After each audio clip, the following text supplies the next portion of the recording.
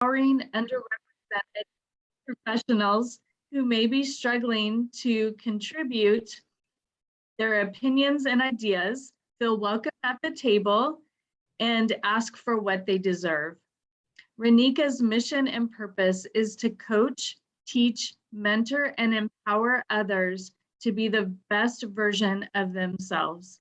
You can learn more about Ranieka and her work at yournextthought.com. Ranieka, I will now turn it over to you and welcome. All right, thank you and welcome everyone. Truly a pleasure to see all of the folks that are here. And it looks like we have even more people that are in the waiting room. I'm going to go ahead and get started. And what I'd like to do is just, hold on a second, let me make sure my slides will move here, is I'd like to just go through some of the content that we'll go through today. And the first is really around examining our biases. And you may have noticed that I had the bias on top before I added neurodiversity. And you'll hear in just a moment why I believe that that is so important. The next thing we'll do is define neurodiversity, neurodivergent, and neurotypical. Become aware of the increase in the prevalence of autism spectrum disorder. Understand how we can support and increase our awareness of the divergent community. So I want to start really with my story and my why. So my story begins over 18 years ago, and it began with my first son, Niles. And as a new mom, I can remember going to the pediatrician's office. And each time we went, it was like a check mark in my head if my son had made it through these milestones. It was also during the time where there was a huge correlation between vaccines. So we think about that today in 2022, but going back almost 20 years ago, there was a huge correlation of people were making this leap of faith to say, is there a correlation between vaccinations and autism, specifically in little boys? And so I can remember with each well check, literally holding my breath and understanding that other children were being diagnosed with autism, but my son had made it. And so then my journey continued. Remember, same son in school. And this day I happened to go visit him in school. And I remember there was a child. And if you look on the screen, you'll see a child with a white shirt. And we'll call this child Jody. And I remember being in the classroom as a teacher was providing instructions, and Jody was much louder than the other children, almost a noise that I didn't quite understand. The teacher came over, patted Jody on the shoulder, talked to Jody never made eye contact. And I remember thinking, this looks like a disciplinarian issue. This child is going to be a distraction for my child. They've got to get this under control. And then I remember thinking, gosh, why don't they separate this child from all the other children? But then my story continued. My son began to play sports. And I remember there was a little boy on his team, we'll call him Charlie.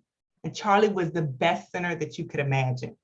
Boy, Charlie could hike the ball. No matter where that little quarterback was, Charlie could place the ball there consistently. The accuracy was amazing.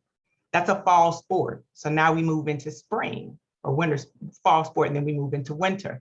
And I noticed Charlie, because this is rec ball, is now playing basketball with my son. But I noticed he is what I term a distraction, not following directions. We get in the game, he goes left when the play says right. He's bouncing the ball and dribbling in a way that I'm wondering, what is going on with Charlie? Charlie is a distraction. And I remember having a conversation with the coach. The coach who coached football was also the coach for basketball. And I said, what's going on with Charlie? I mean, like, can he not focus? And he said, well, actually, Charlie is on the spectrum. Charlie does amazing when you give him something to do, a repetitive motion, or a thing that he can do consistently and he can understand. But we're not going to disqualify Charlie from playing basketball simply because he doesn't operate in the way that all of the other children do. And that was probably the first time along my journey that I thought, wow. But the journey continued.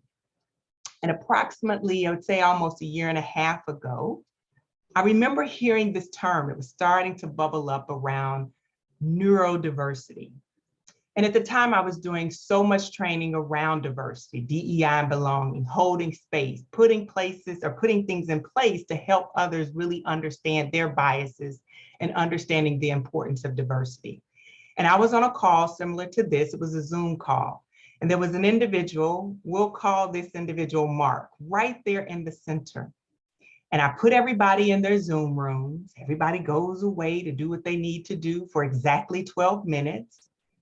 But it doesn't seem like Mark is pressing the button. And I'm saying, right there, if you just press that button, you can go. And he stopped in the moment and he said, I'm so sorry, Ranieka. He said, but you were giving instructions. There were things in the chat. It was like some stuff on the screen. And it was too much for me. He said, I'm dyslexic. And I remember again in that moment thinking, wow, how could Mark have made it here to this tech research / company and not be able to follow simple Zoom instructions? And I thought, that's odd. And then I thought to myself, what's more odd than that is that when I think about culture, family, lived experiences, those are the things that shape who we are and how we actually see the world. And so up until that time, I don't think that I had really confronted my biases. I believe I was in a place of saying, this is normal. This is normal behavior in a school setting. This is normal behavior in a corporate setting, and not really understanding that there are differences in others that we need to appreciate. So I'll pause for a minute and ask each of you to think about how often, when you see something that is different, how often does a bias pop up? And when that bias pops up, where does it come from? Is it culture? Is it exposure? Is it your lived experiences? Because all those things really shape how we see the world. So I think it's important, if we're going to talk about neurodiversity, to just kind of level set. And currently we have well over 100 people on the call. So they're individuals with varying degrees from an educational perspective of what this really means. But I think if we're going to walk arm in arm together on this, we've got to start at what I call ground zero. And so when you look at the definition of neurodiversity, you think about the range of differences in individual brain functions and behavioral traits. The piece that I want to really focus your attention to is that the neurodiversity perspective sees brain differences rather than brain deficiencies or defects. And so when I saw that for the first time, I thought to myself, wow, this is how I need to begin to think about this. The differences that we can see in individuals from a cultural perspective of what people bring to the table are the same differences we should be thinking about when we think about neurodiversity.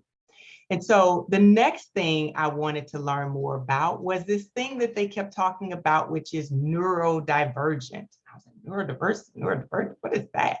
And so as you can see on the screen, there is a whole host of things, sort of an umbrella term that is used to encompass the neurocognitive differences.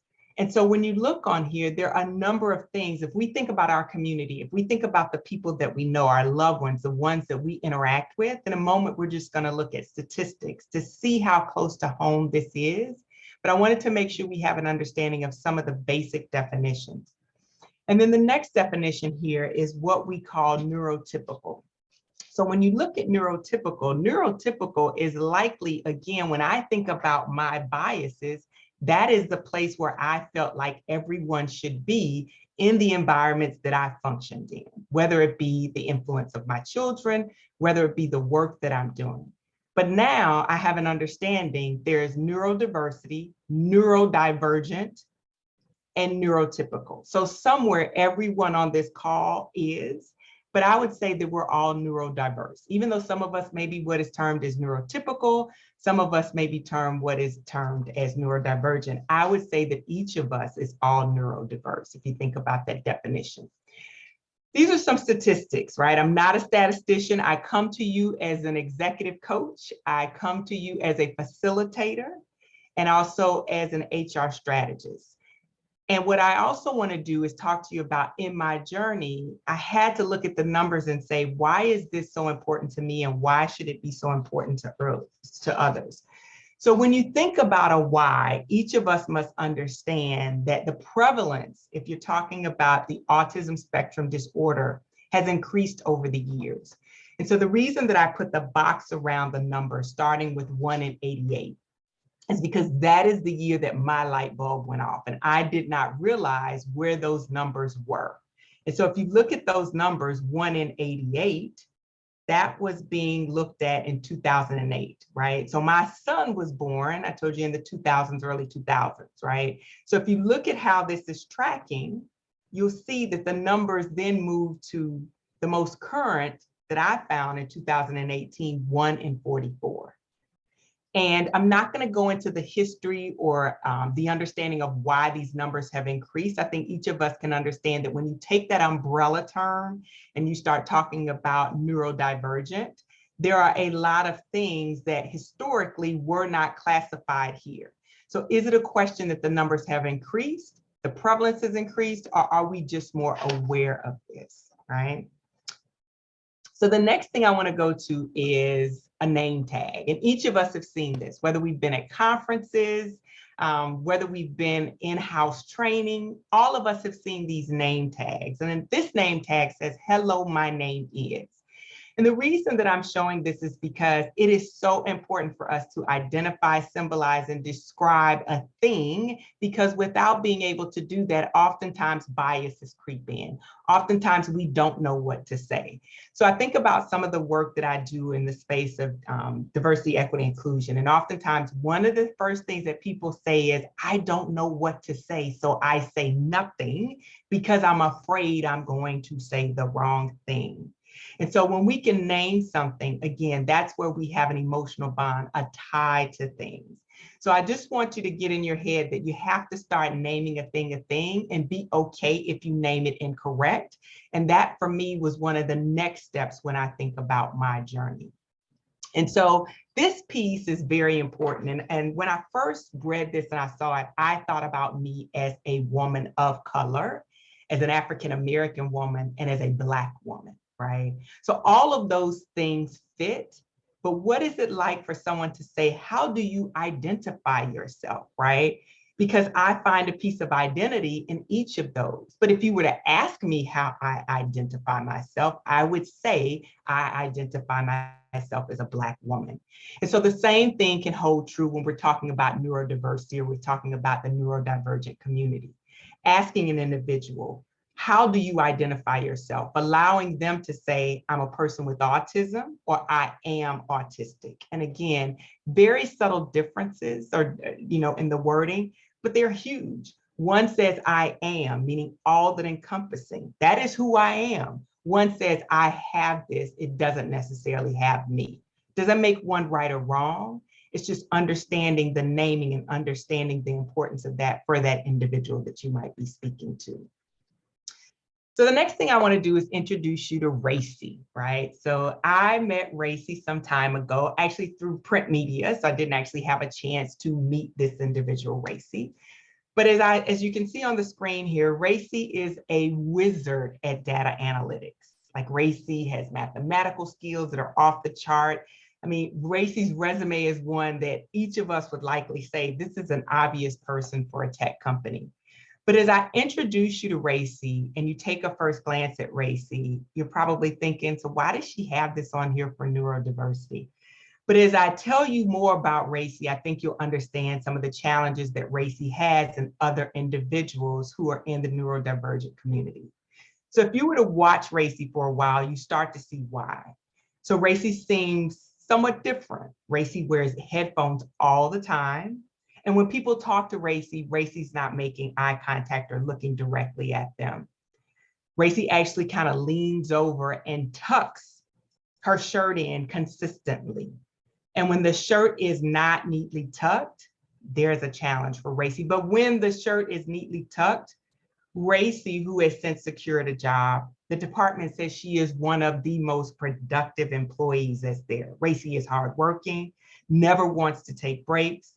And Racy is also a representative of participants in programs that we'll hear about in just a moment that are pioneering some efforts in individuals who are neurodiverse. I want to introduce you to another individual, and I've got to set this up for Ryan. So I'm going to stop sharing screen for just a moment. And then as I stop sharing screen, I'm going to show you just a quick video. It's probably about 1.5 minutes, 2 minutes. And then we'll come back and talk a little bit about what I call now my friend Ryan. Even though I haven't met Ryan, I still refer to him as my friend. So give me just a moment and I'll go ahead and share this with you. Funny tonight here, the young man applying for a new job and his cover letter. His words, his determination, America strong. Tonight, the cover letter, now seen by millions. The 20-year-old with autism, Ryan Lowry from Leesburg, Virginia, applying for work as an animation artist. He's gifted in math, music, and technology. I'm a bright guy, but I also have, communication is hard for me. So Ryan wrote his cover letter and posted it on LinkedIn. Hi, David. I'm Ryan Lowry. And tonight, right here, Ryan reading his letter to us. Dear future employer, my name is Ryan Lowry. I realize that someone like you will have to take a chance on me. Ryan asking potential employers to take a chance on him. And he goes on to write, I don't learn like typical people do. I would need a mentor to teach me, but I learn quickly. Once you explain it, I get it. I promise that if you hire me and teach me, you'll be glad that you did. And tonight, we are happy to report that Ryan now has multiple job opportunities to consider. And right here, his promise to them. I will do a good job drawing and creating using my imagination. And his parents telling us they are extraordinarily proud. Very proud of him. Just what every mom wants is for their children to grow up and have a life and support themselves and be independent. Well, we loved what Ryan asked, for someone just to take a chance on him, and we can't wait to hear where you head to work. Good night. All right, so I wanted to share that video because, for one, every time I see it, there's usually not a dry eye in the room for people. For me, I think back to when my son was born, and as the mother said at the end, the hope, the dream of every parent is for their child to be independent. And so when we think about Ryan, Ryan is likely not the celebrity that's a household name that everyone knows, but what I've done is put a picture up of different individuals, and I'm sure for each of you on the screen, you may not know everyone here, but you know at least one of these faces.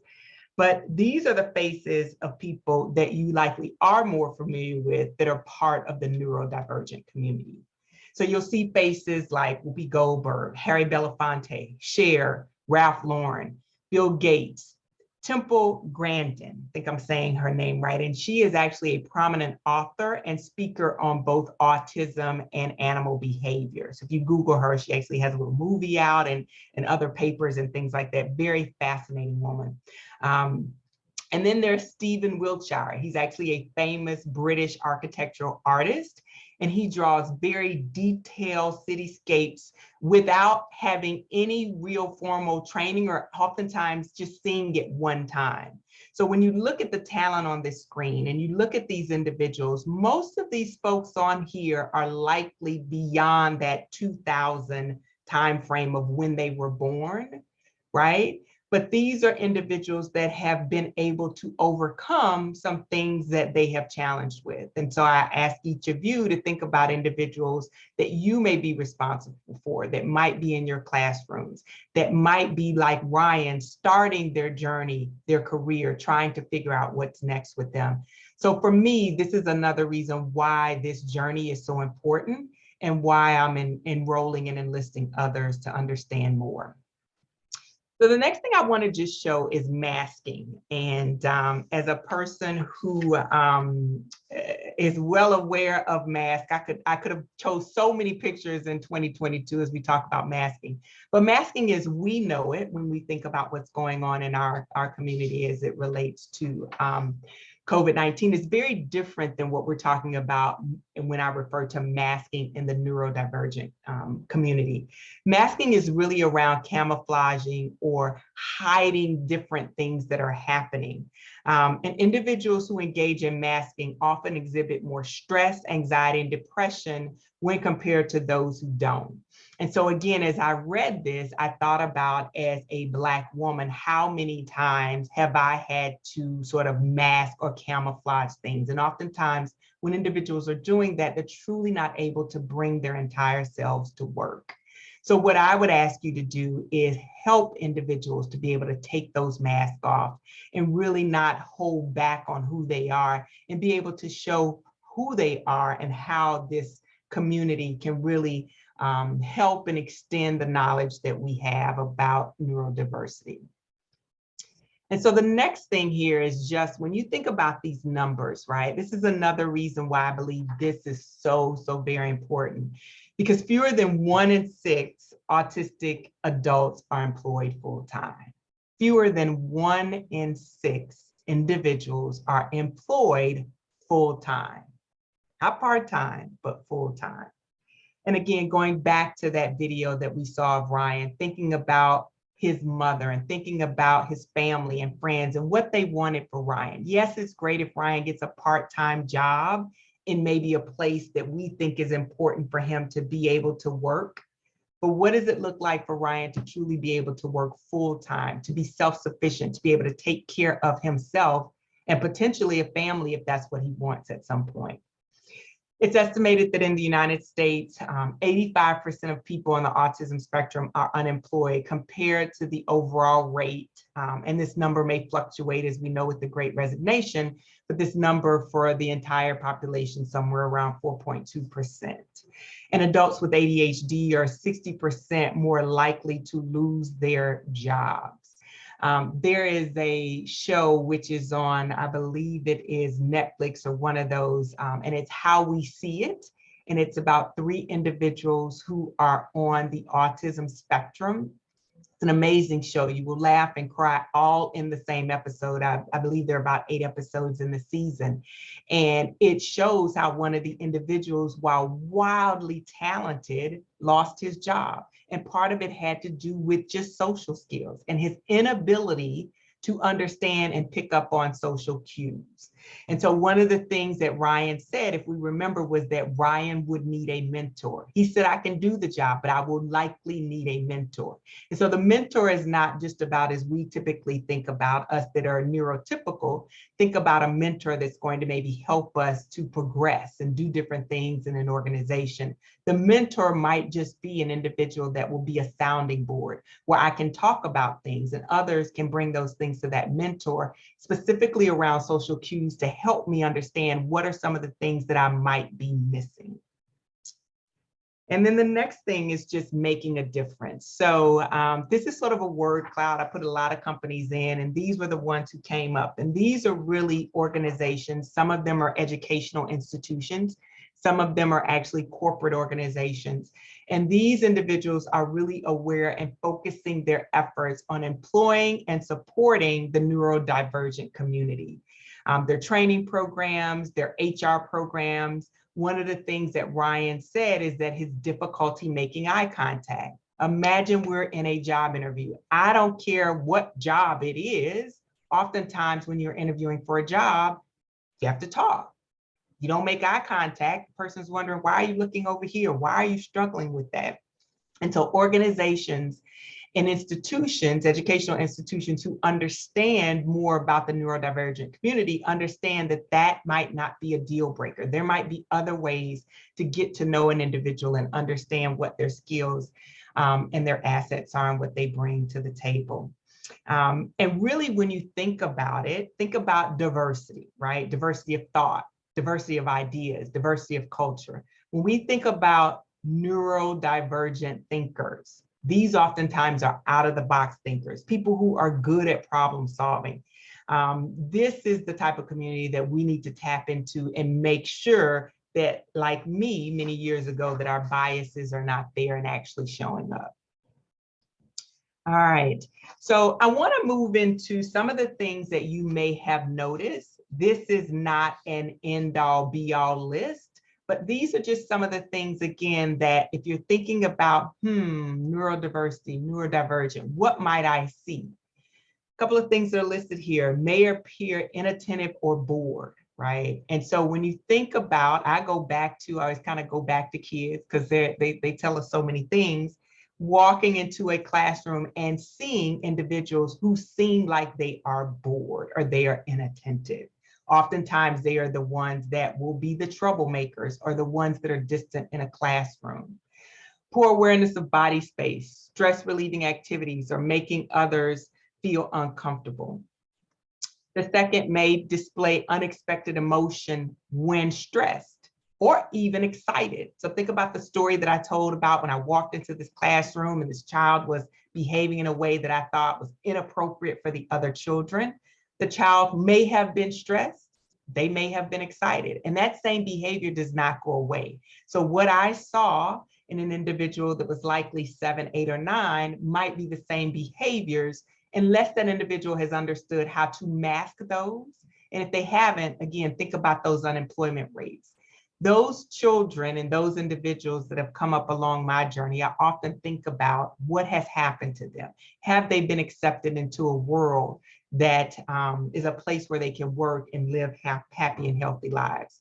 And so then if you look at the last piece, intense focus on topics or interests. And I want to share a quick story about that. And I read this, and I believe it was called Neurodiverse or Neurodiversity Tribes, right? And in this book, one of the things that came up was around the difference in boys and girls and how things show up for individuals on the autism spectrum. And so this young woman was saying that she did not realize that she was somewhere on the autism spectrum until she was in her 30s. She knew there were things that were different, but she just termed those as different. The example she gave was wearing skirts. She said it didn't matter how cold it was, what the temperature was, what was going on, she was going to have on some sort of a skirt. And one of the things that she realized after having a child or being around other individuals who were males was one of the things she noticed was that this individual wanted to wear shorts at all times. Didn't matter if it was cold, hot, didn't matter. Now, if we notice a young man, a little boy wearing shorts all the time, right, and being obsessed with that, that's a problem. Might not necessarily be a problem for a little girl who wants to wear a skirt all the time. So in this conversation, she was talking about the differences and how those differences oftentimes show up for males than they do for females. I love this quote. I love this quote, right? And so when we think about the environments that we create for others, right, that goes back to a little piece of that masking piece, right? How does this person fit into this space that we've created? Or is it that we have to make the space more spacious, confront some of our biases, increase our education around this in order for these beautiful flowers to grow?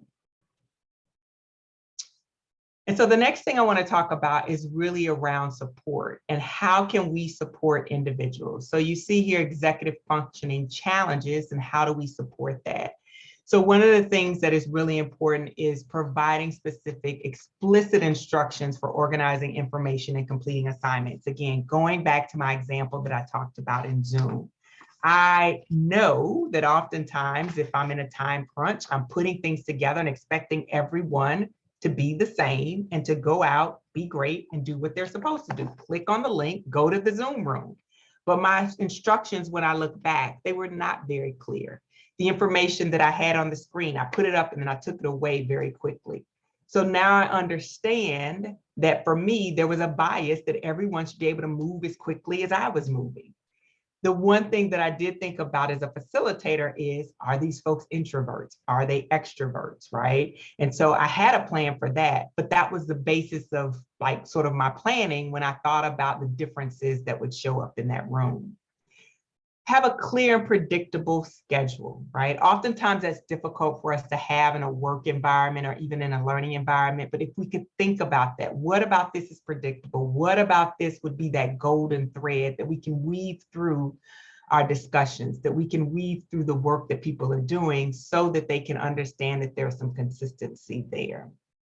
The one thing that I would also say is, as we review each of these support pieces, ask yourself, Is this activity or goal, behavioral goal, actually necessary? Is it necessary, or is it just normal? So again, some of the things that we term as normal, right?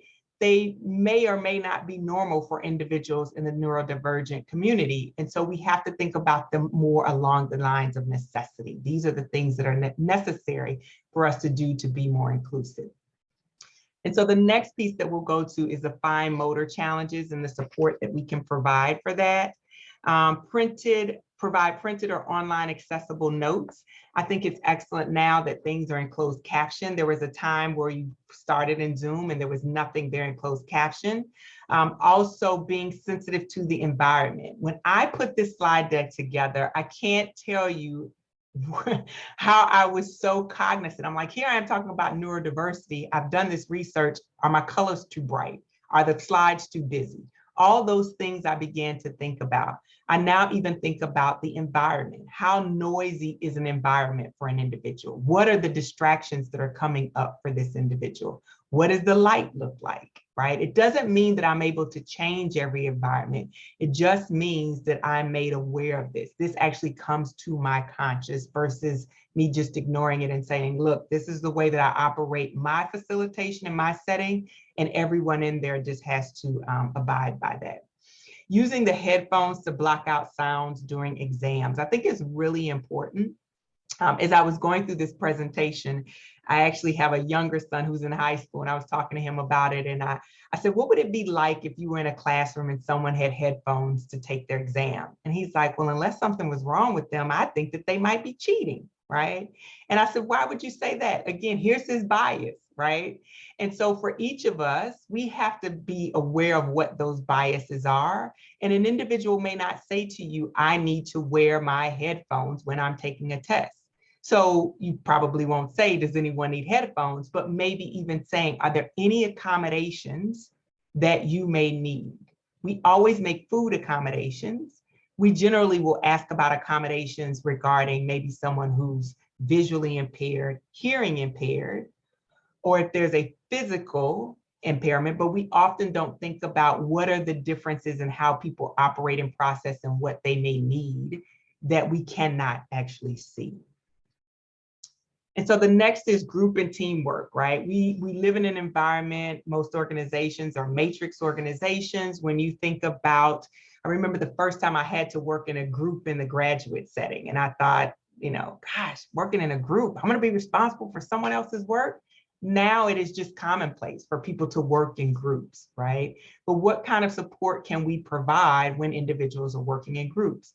Oftentimes there's an assignment given, and we just assume that someone's going to take the lead and someone will help everyone understand how everything works. As the facilitator, as the leader, it is a good idea to oftentimes talk about how the work is going to be divided, or just ask. I can offer some assistance. I can provide some instruction about how work will be divided. If that is something that's important to you, please circle back with me and let me know. How to make decisions about workload. Oftentimes, again, if someone is having issues processing, right, everything needs to be lined up and orderly, and there are a lot of decisions that are on the table. There's a lot of workload. An individual can almost be stuck in a place of not really understanding how to organize and how to get things done. And then setting expectations for support. When you think about this, the thing that really sticks out is start early, openly discussing diversity and the value of diversity in the classroom. And I cannot stress that enough.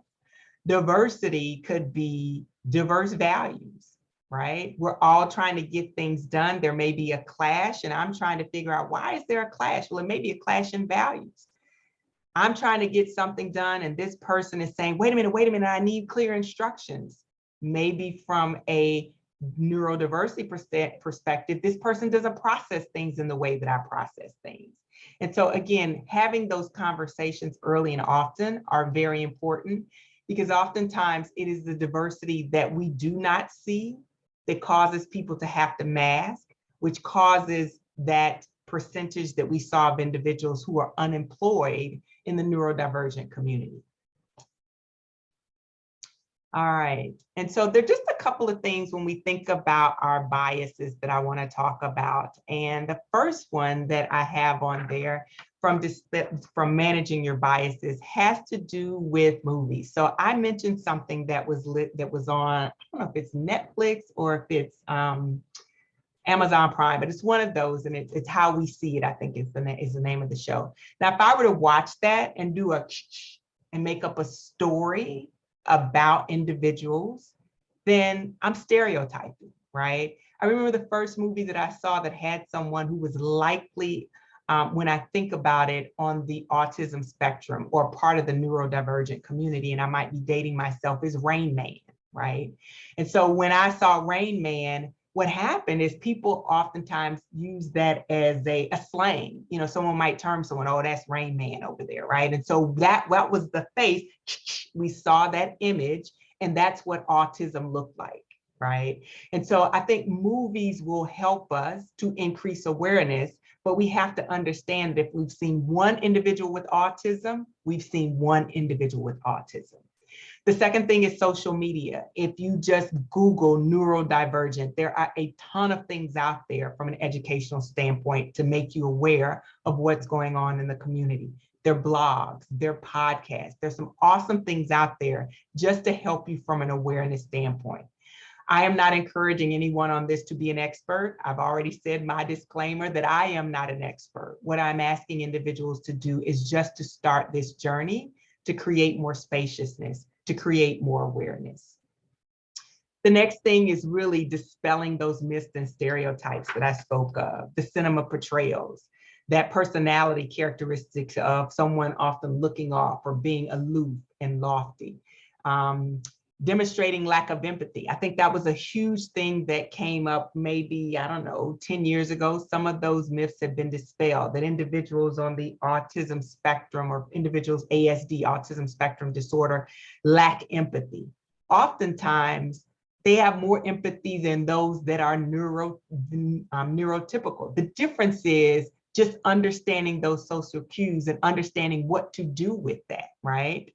So that, again, going back to Ryan, talking about he needed a mentor. A mentor might be able to help with that. What are you feeling? What is the emotion?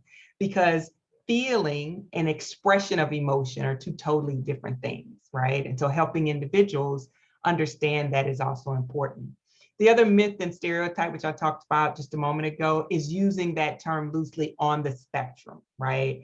And when you use it in a negative term to talk about someone, right? Each group of individuals, you could think about a negative term. And in this community, saying on the spectrum could be sensitive to individuals. And then the last thing is really just the belief that there are only certain industries or jobs that fit. So for a moment, everybody thought, gosh, if you are on the autism spectrum, you should be in tech, or you should be in this one job where you can do this one thing at one time. No, I mean, myths have been dispelled when we think about those individuals that we saw on that screen, very creative individuals, in some of my research that I have read that are leaders of organizations and leading teams, right? So those are some myths and stereotypes that we have to be aware of. And the next thing is really just to celebrate differences. It is by happenstance that we're talking about this in April. But Autism Awareness Month is in this month, right? A World Autism Awareness Month. So the other thing is really just to think about, how can you celebrate these differences? What are some things that are happening in your communities that you can make yourself aware of? And then one of the last things that I mentioned out of that 5 is just being curious. And so when you think of the hashtag, I am curious, I want to read this. Uncovering your bias, advocating, supporting, and valuing different abilities will help each person to unlock their potential and live authentically as themselves. And so that can be the case across all biases that we have, right? Specifically around the neurodivergent community, specifically around neurodiversity, is unlocking the potential in others, right? When we talk about people with a beautiful mind, creatives, like how much are organizations, how much are groups, how much are schools missing out when they are not allowing individuals to live authentically as themselves? And so the last thing I want to leave you with is this quote. And one of the reasons I have this quote with a capital Y-O-U is because one of my favorite songs by Michael Jackson is I'm Starting with the Man in the Mirror. So I'll go back to my start. And in my presentation, I talked to you about what I had to do, the journey that I started to take, unlocking my biases, the journey that I had to take and just uncovering different definitions and understanding and being okay with understanding that I might step in a pothole. I'm likely going to term something or name something the wrong way. But if I don't start that journey, how can I expect to be an individual, to be an executive coach, to be a facilitator that can support others? And so once you change how you look at things, again, the things you look at also change. So with that, I will say thank you. I would again encourage each of you to start your journey. Think about the things that you know, and think about the entire world of things around neurodiversity that you don't know, and just put one foot in front of the other and start your journey. Thank you.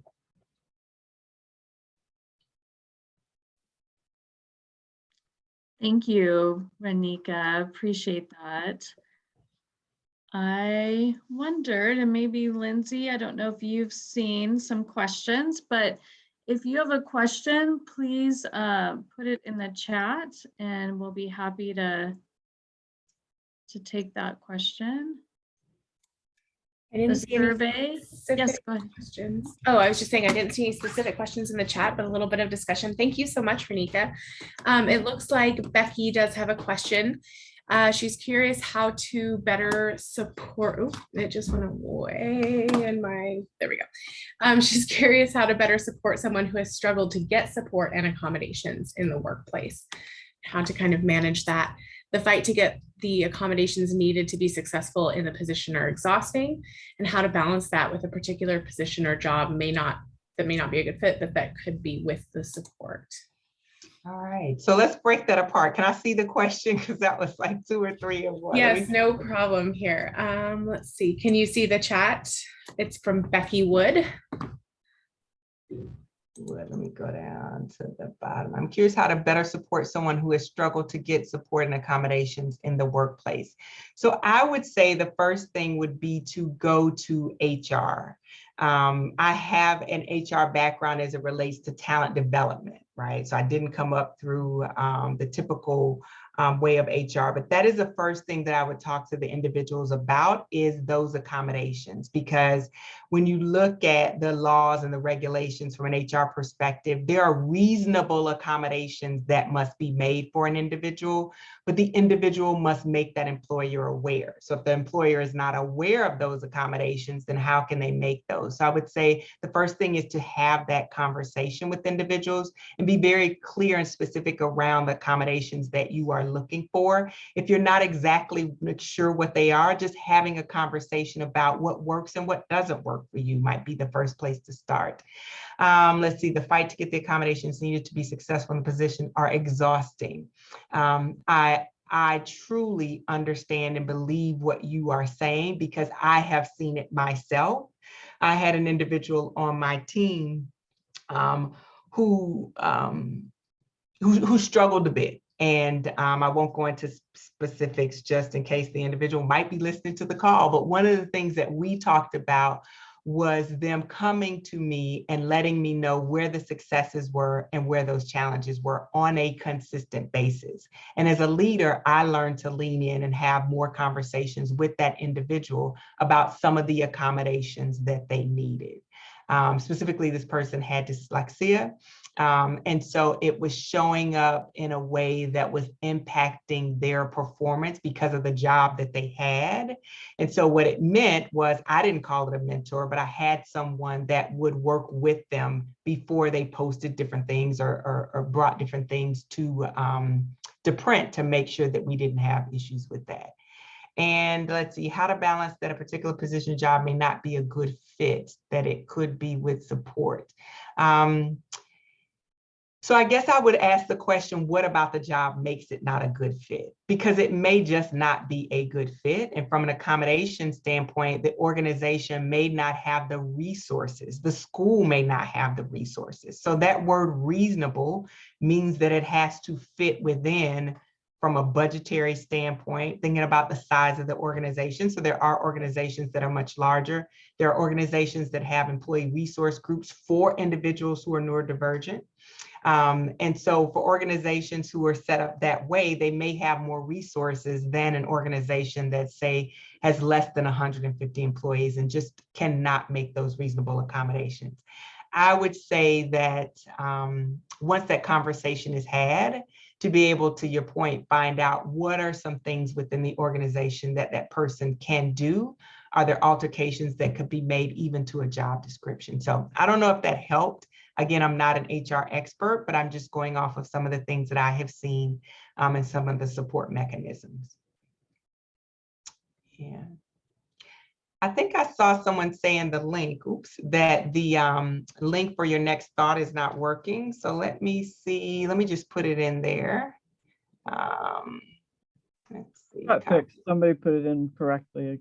Oh, okay. All right. Thank you. Thank you.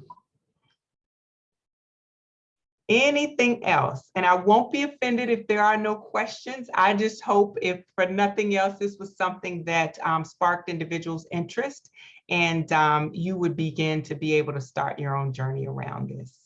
So It looks like there was another question. Boy, they're going so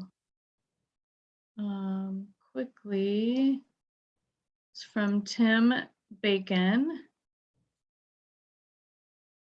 Were all of divergent traits a type of autism? So those traits they had on there are traits that are on the autism spectrum. So I think on the slide that I had, there was one around, let me go back to it. Oh, I can't see it. Hold on a quick second. Can you all see me? Let's see if I can put that slide up again.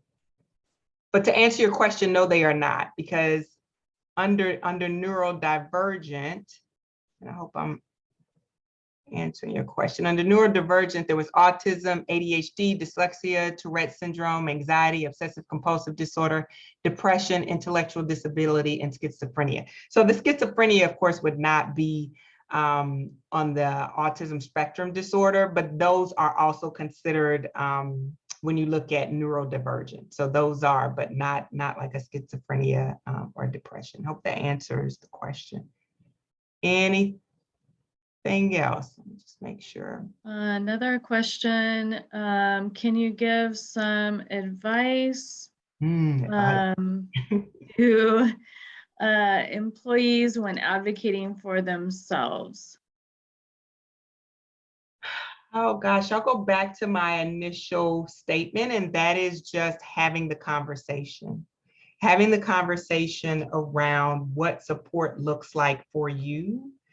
Having a conversation around what that will do for the organization, or for the, if you're in a school environment. So this is where I am from an engagement perspective. This is where engagement would be with the support that I need. I want to get there, but I'm unable to do it on my own. And then having that conversation. And my background is in business. And so whenever you link it to the value of the business, it's often easier for individuals to understand the value. When you don't link it to the value of the business, oftentimes it's a nicety, but it may not be something that a company wants to invest in. So that would be my suggestion around how to start that conversation. Another question, can we work with the different types like you are suggesting with autism? Can we work? I'm assuming that means in a work environment. And so my answer to that would be yes.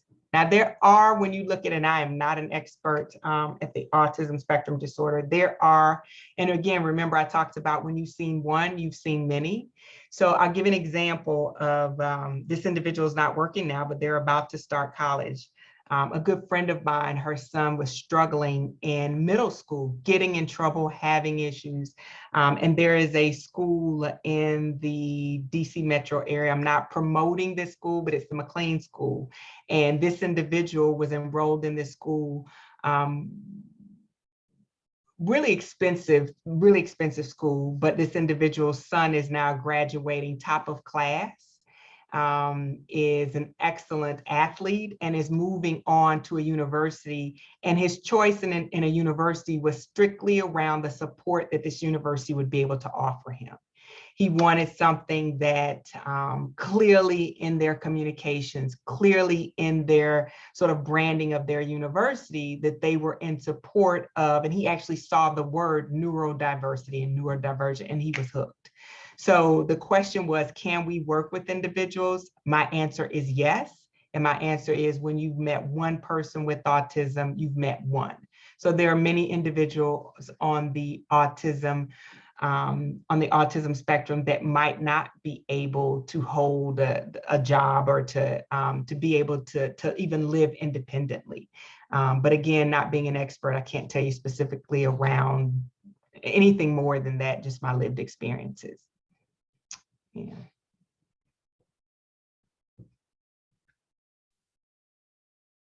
There was another one. How can school administration support neurodivergent faculty to be successful in the classroom? Again, I think you'd have to know what it is that this individual needed. And once you know what that individual needs, then having a conversation. So, I'll give you an example of something that I know to be true. I know an individual who is within the neurodivergent community, and they have an issue with touch, right? And we actually went to school together, went to college together. And I'm wondering, how can this person be an elementary school teacher? Because kids touch all the time. And the individual said to me, with each time that you start a new school year, they have a conversation with parents to help the parents understand during parent-teacher conference who they are, what some of their challenges might be with touch, and that they are going to have this conversation with their children in the classroom. And they want to make sure that they can then support what they're being told in school at home. So if your child comes home with questions around this and they don't understand, why does we'll just call this person Mr. John. Why does Mr. John, why can't we touch Mr. John? This was pre-COVID when, kids might want to come up and touch their teacher. Why is that not so? So he uses that as an opportunity to educate the parents, educate the teachers, and really unmask himself of who he is. And he said for many years, he would just sort of clam up with students, and there would be this anxiety he would have. And when he got home, it took a toll. And he said, I finally decided I'm just going to have these conversations with the parents, and they've been very supportive. So that's only, again, one example that I can provide you. But I think the first thing is to understand what it is and begin to start those conversations. Thank you so much. And I think there are a few other questions, but we will forward those to you, Ranieka, so that we can end here on time. But thank you so much for the information today and raising awareness of this topic. So good, really appreciate it. If any of you have follow-up questions, please reach out to myself, to Lindsay or Anne, any of the center directors, and we can follow up then with a list maybe of questions for Ranieka and get some follow-up for you. So thank you so much, everyone, for attending today. Really appreciate your time. And thanks again, Ranieka. Appreciate you. Thank you to everyone who's been so supportive. And we now have a new community, each of you who is here on this line. So thank you. So good. Thank you.